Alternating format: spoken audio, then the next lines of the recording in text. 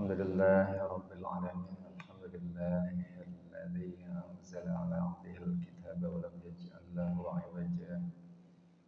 Asyhadu an la ilaha illallah wahdahu la syarika lah wa asyhadu anna Muhammadan 'abduhu wa rasuluh. Allahumma shalli ala Muhammad wa ala ali Muhammad. Puji syukur marilah kita panjatkan kehadirat Allah Subhanahu wa taala. Alhamdulillah pada kesempatan pagi hari ini kita sama-sama dapat hadir ke masjid dalam rangka ibadah salat subuh berjamaah. Salat serta salam semoga dilimpahkan kepada Nabi kita Nabi Muhammad sallallahu alaihi wasallam. Hadirin jamaah salat subuh yang dirahmati Allah. Alhamdulillah ya, hari ini kita kembali melanjutkan kajian pagi ya setelah libur ya. Ini kajian aja ada liburnya ya, kayak anak sekolah ya. Cuman liburnya ini lama banget ya. Ramadan libur, ya, habis Ramadan nambah lagi ya, kayak anak sekolah. Baik Bapak dan Ibu, tadi disampaikan program DKM. Mudah-mudahan kita doakan program-program yang dicanangkan semua dapat berjalan dengan baik dalam rangka untuk memakmurkan masjid, dalam rangka untuk kenyamanan kita beribadah di masjid. Jika kita doakan Bapak Ketua DKM yang akan melaksanakan ibadah umroh, mudah-mudahan beliau diberikan kesehatan, kelancaran dalam melaksanakan ibadah umroh. Amin ya. Mudah-mudahan beliau kembali ke Indonesia dalam keadaan sehat. Ya. Amin ya rabbal alamin.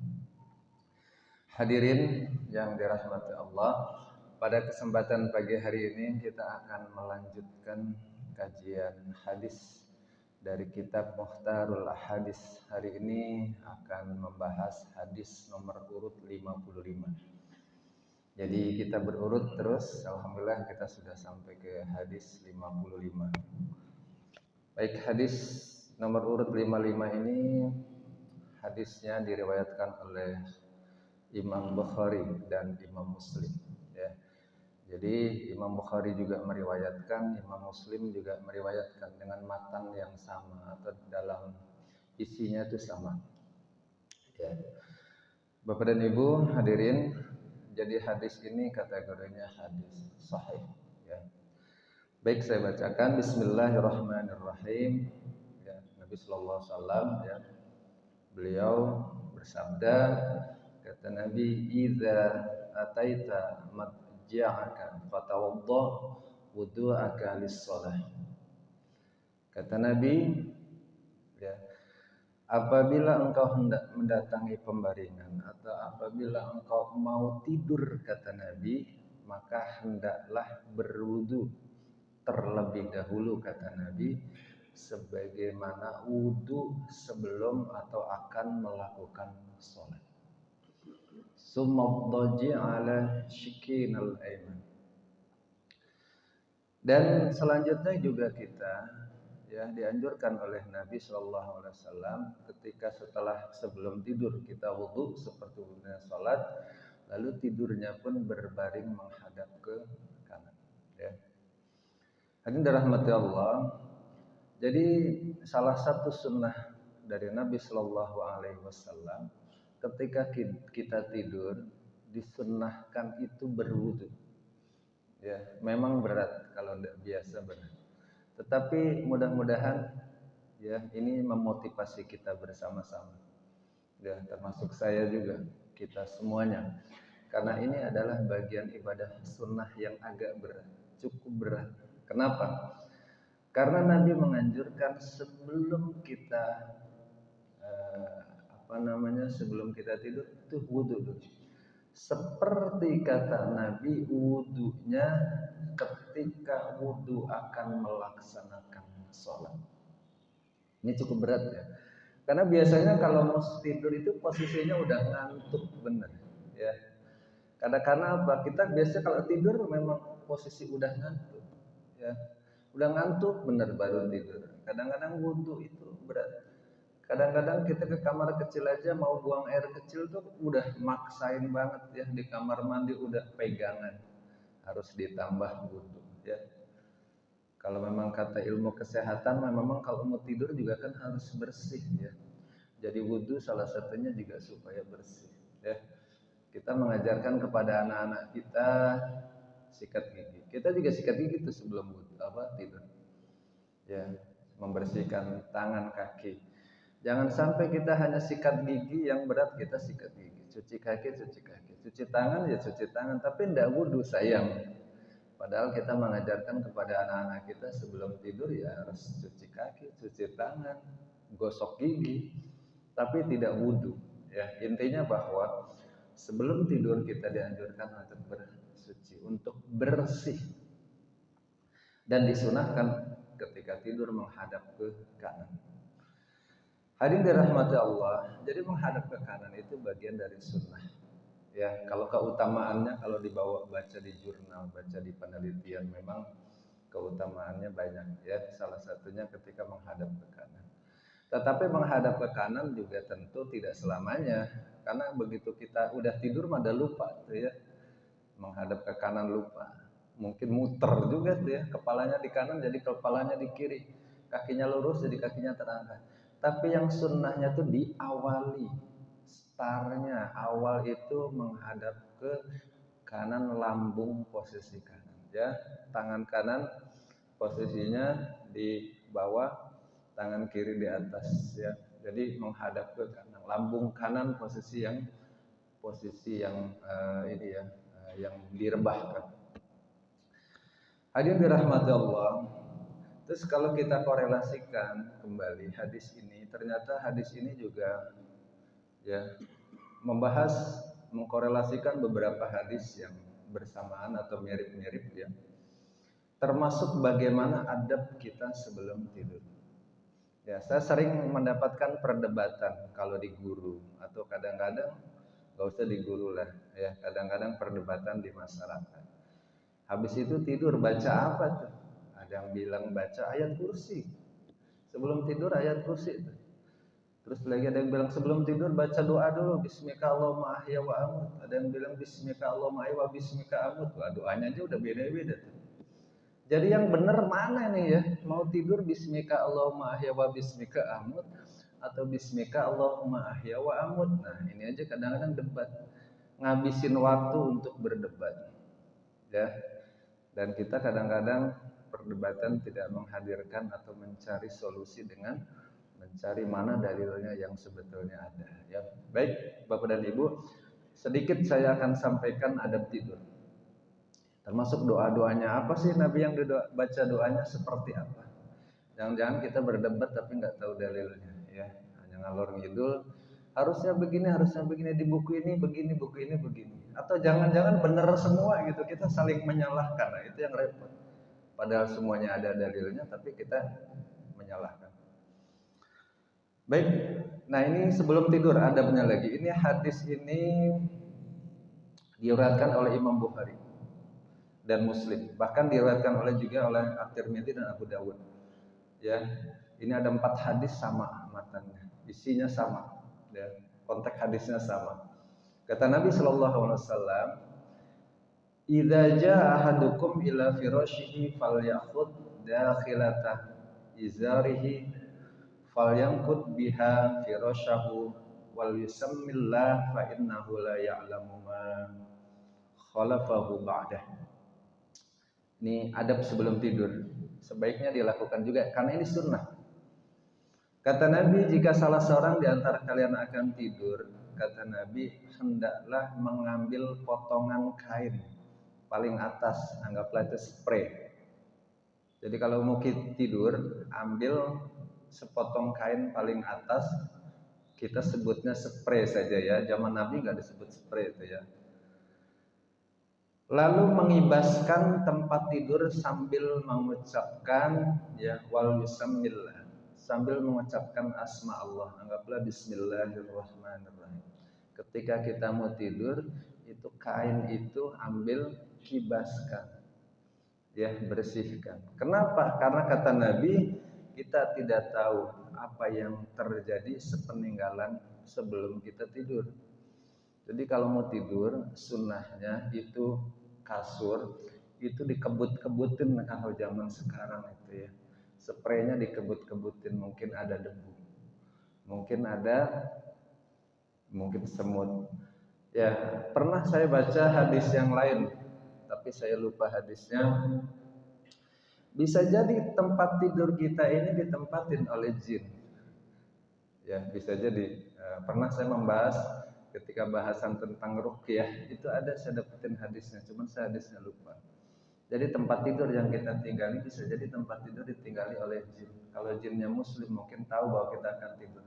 Tapi kalau jinnya kafir bisa jadi akan mengganggu kita sebelum tidur. Tapi mungkin itu bukan bahasan utama karena hadisnya saya lupa ya. Tapi saya pernah mendapatkan itu. Tapi intinya sunnahnya kalau kita mau tidur itu kebut-kebutin itu kasur. Ya, secara logika mungkin kotor. Secara logika ada semut. Secara logika mungkin ada kotoran lain yang mengganggu kenyenyakan tidur. Jangan-jangan gara-gara itu kita tidurnya direp-rep, betul. Jangan gara-gara itu tidurnya nggak tenang ya, mimpinya buruk.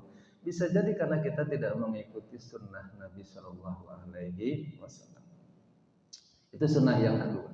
Sebaiknya jangan ditinggalkan sayang, itu kan sunnah. Wah, saking ngantuknya, apalagi habis pulang kampung ya, capek sampai pulang malam, sampai rumah langsung langsung loncat ke tempat tidur ya. Pak Qasim kemarin ke Ciamis nggak Pak Qasim? Ya, enggak ya. Pak Qasim nggak pulang kampung katanya, atau pulang Pak? Nggak macet kalau ke Ciamis, karena Ciamis dekat Pak Qasim ya. Jadi sampai Jakarta cepat. Baik Bapak dan Ibu, lalu sunnah apa lagi?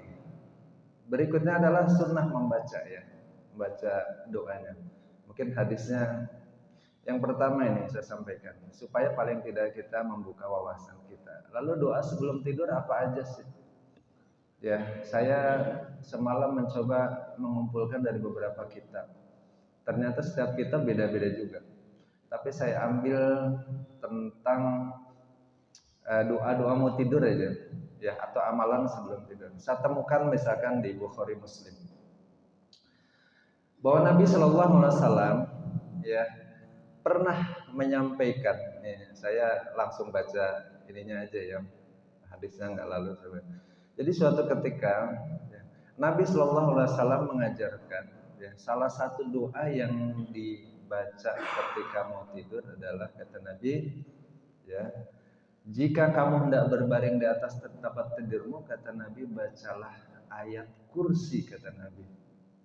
Karena apa? Dengannya kamu selalu akan dijaga oleh Allah dari godaan syaitan.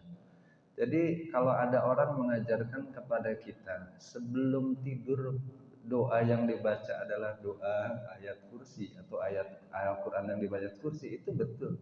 Memang hadisnya sahih. Jangan menyalahkan karena itu. Jadi kalau kita mau mengamalkan sebelum tidur baca ayat kursi, betul. Ya, karena hadisnya sahih, itu diriwayatkan oleh Imam Bukhari. Lalu saya juga ada mendapatkan ya di Sahih Bukhari ya hadisnya 5017. Itu Nabi pernah mengajarkan, ini hadisnya sahih, sebelum tidur bacalah 3 surat, An-Nas, Al-Falaq, Al-Ikhlas, dibaca 3 kali, ditiupkan ke telapak tangan kita, diusapkan ke seluruh tubuh kita. Dalam hadis itu diterangkan insya Allah kita akan terjaga dari godaan syaitan selama tidur. Makanya kalau kita sering direp-rep, sering diganggu oleh syaitan jin ketika tidur, baca itu supaya kita tidak diganggu oleh jin. Hadisnya sahih, berarti kita tidak bisa menyalahkan ya, karena membaca An-Nas, Al-Ikhlas, Al-Falaq 3 kali sebelum tidur, diusapkan ke tangan, ditiupkan ke tangan, diusapkan ke seluruh tubuh, itu juga hadisnya sahih. Itu ada di Sahih Bukhari. Lalu ada lagi ya hadis yang diriwayatkan oleh Imam Bukhari juga, tapi di bab yang berbeda. Ya. Kata Nabi Shallallahu Alaihi Wasallam ya, dari Ibnu Abbas, Nabi pernah mengajarkan kepada sahabat kalau mau tidur bacalah surat Al-Baqarah ayat terakhir yang kedua dan terakhir. Dari amana Rasulullah amana Rasul bima unzila ilaihi min rabbihim wal mu'minun sama la yukallifullahu nafsan illa wus'aha. 2 ayat terakhir, 285, 286 dibaca sebelum tidur. Ini hadisnya sahih. Jadi kalau kita mau mengamalkan itu juga bisa. Ya, jadi hadisnya banyak. Lalu ada lagi kata Nabi dari Ibnu Mas'ud, ya, ini diriwayatkan oleh Ibu Dawud, ya. Sebelum tidur membaca surat Al-Kafirun 1 kali. Kita mau mengamalkan ini juga bisa. Bahkan ada lagi surat Al-Isra dan surah Az-Zumar, baca satu surat Al-Isra sampai selesai, baca surah Az-Zumar sampai selesai. Bahkan ada lagi suatu ketika Aisyah radhiyallahu anha datang kepada Nabi, ya Nabi, aku minta pelayan. Itu hadisnya itu sebetulnya tentang minta pelayan kepada Nabi untuk membantu ya pekerjaan di rumah. Kata Nabi, maukah engkau aku berikan, ajarkan satu amalan yang lebih baik dari minta pelayan? Kata Nabi, bacalah Subhanallah 33, Alhamdulillah, Allahu Akbar 33 kali. Sebelum tidur mengamalkan itu 33 kali, kata Nabi, lebih baik daripada minta pelayan. Artinya sebelum tidur boleh juga mengamalkan itu, bukan hanya setelah sholat. Hadisnya sahih. Ya, jadi banyak sekali amalan sebelum tidur. Karena Nabi ketika ke Imam Ali, kepada Ali itu mengajarkan yang berbeda, kepada istrinya mengajarkan yang berbeda. Jadi beberapa doa, termasuk doa. Saya dapatkan misalkan di ya, hadis diriwayatkan oleh Imam Bukhari. Ini doanya ya. Kita kan sering baca Bismika Allahumma ahya wa bismika amut. Memang kalau di hadis kita temukannya Bismika Allahumma ahya wa amut. Nah, kalau kita mau baca doanya sebelum tidur sesuai dengan hadis Nabi yang itu ya sesuai dengan riwayat yang diriwayatkan oleh Imam Bukhari. Bismika Allahumma ahya wa amut. Ya. Memang kalau di hadis bukan Bismika Allahumma ahya wa bismika amut, bukan. Tapi Bismika Allahumma ahya wa amut. Tapi memang di buku-buku kadang-kadang ada tambahan wa bismika. Nah, kalau yang wabis tambahannya wabismika saya belum pernah mendapatkan hadisnya, tapi bisa jadi itu ada dalilnya ya. Tapi intinya itu doa, mau pakai bahasa Indonesia boleh, pakai bahasa Arab boleh, tetapi doa yang lebih utama adalah satu doa yang ada dalam Al-Qur'an, yang kedua doa yang diajarkan oleh baginda Nabi Sallallahu Alaihi Wasallam. Kalau nggak ada yang hafal ya pakai bahasa Indonesia. Hadirin dirahmati Allah, begitu banyak doa-doanya juga ya, ada yang panjang, ada yang pendek, jadi kita boleh memilih. Dan saya mengumpulkan doa sebelum tidur ya, ada lebih dari 9 doa yang sahih sebelum tidur. Belum lagi amalan-amalan tadi yang baca ayat dan sebagainya. Oleh karena itu mudah-mudahan tidak membuat kita menjadi saling menyalahkan. Karena Nabi ketika bertemu dengan sahabat Ali mengajarkan doa yang lain, amalan yang lain. Ketika Nabi bertemu dengan Aisyah, istri beliau, mengajarkan doa yang lain, amalan yang lain. Begitu juga di waktu-waktu yang lain. Artinya apa? Amalan sebelum tidur itu banyak, doanya juga banyak. Silakan, yang penting kita ngambil salah satu yang ringan saja. Yang penting jangan kita ya saling menyalahkan. Saya pernah mendengarkan perdebatan hanya gara-gara Bismika Allahumma ahya wa amut, ya cekcoknya lama tapi tidak berdasarkan hadis. Ya, jadi kita tidak bisa saling menyalahkan, karena bisa jadi yang wa Bismika amut juga ada hadisnya, cuman mungkin belum ketemu ya, karena biasanya orang mengangkat itu biasa berdasarkan dalil. Mudah-mudahan ya kita bisa mengamalkan salah satu yang kita mampu. Kesimpulannya adalah Bapak dan Ibu, yang pertama sebelum tidur sunnahnya wudu. Kalau kita mampu kita istiqomah. Kalau tidak mampu ya ambil sunnah yang lain. Yang kedua sebelum tidur itu tempat tidur, kalau itu mungkin hanya tikar atau mungkin pas kasur atau mungkin apa, sunnahnya ya ambil kain atau dikebut-kebutin lah pakai alat yang ada di tempat tidur itu, pakai bantal atau pakai apa, karena itu bagian dari sunnah ya yang diajarkan oleh Nabi Sallallahu Alaihi Wasallam dan hadisnya sahih.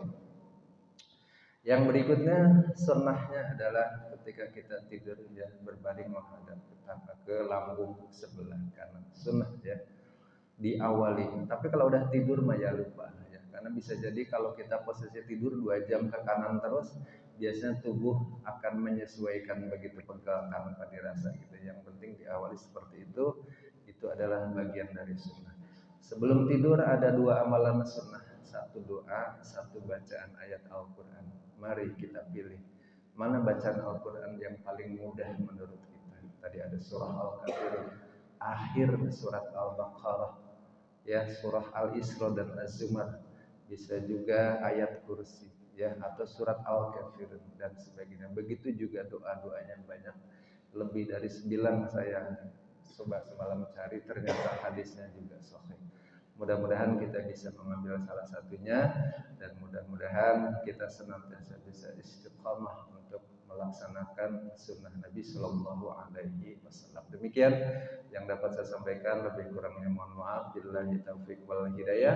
Wassalamualaikum warahmatullahi wabarakatuh.